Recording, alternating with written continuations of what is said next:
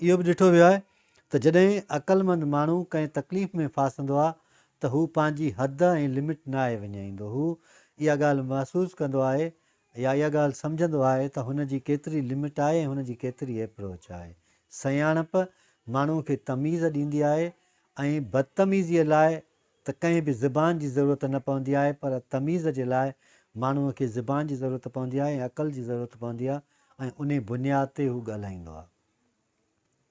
ॻाल्हाइणु लाज़िम आहे, पर इहो ॾिठो वियो आहे त के एतिरो घणो ॻाल्हाईंदा आहिनि जो उन्हनि जे ॻाल्हाइण मां माण्हू बेज़ार थी पवंदो आहे। अॼु कुझु टीचर्स सां वेठो हुयुसि ऐं उन्हनि खे मूं चयो त शाबस आहे इन्हनि टीचर्स खे जेके रोज़ानो वेही करे साॻी 15 साल अॻु वारो जेको वाक़ियो हूंदो अथनि, फलाणो माण्हू मूंसां विढ़ी पियो हुयो, मुंहिंजी बदिली कराई हुई, मुंहिंजी ट्रांसफ़र कराई हुई ऐं अॼु ताईं मां हुन सां न ॻाल्हाईंदो।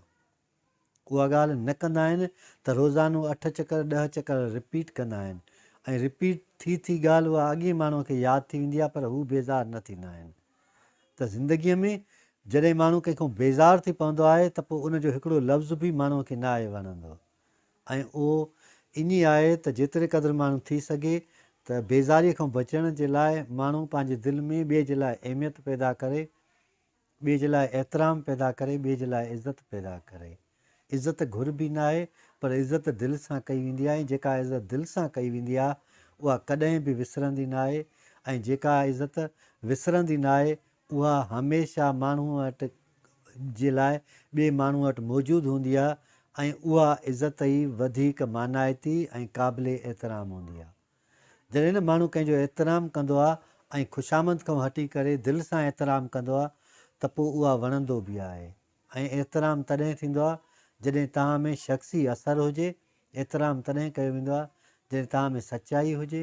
एतिराम तॾहिं कयो वेंदो आहे जॾहिं तव्हां में कॉन्फिडेंट हुजे। एतिराम तॾहिं कयो वेंदो आहे जॾहिं तव्हां में बुर्दबारी हुजे ऐं तव्हां ॿियनि माण्हुनि जा मसइला ॿुधो था ऐं उन्हनि खे आसानीअ सां हल कयो था पिया। इशारो मिली वियो आहे वीडियो ख़तमु करण जो। अलाह साईं असां सभिनी खे सिधो रस्तो ॾेखारे ऐं सिधे रस्ते ते हलण जी तौफ़ीक़ अता फरमाए।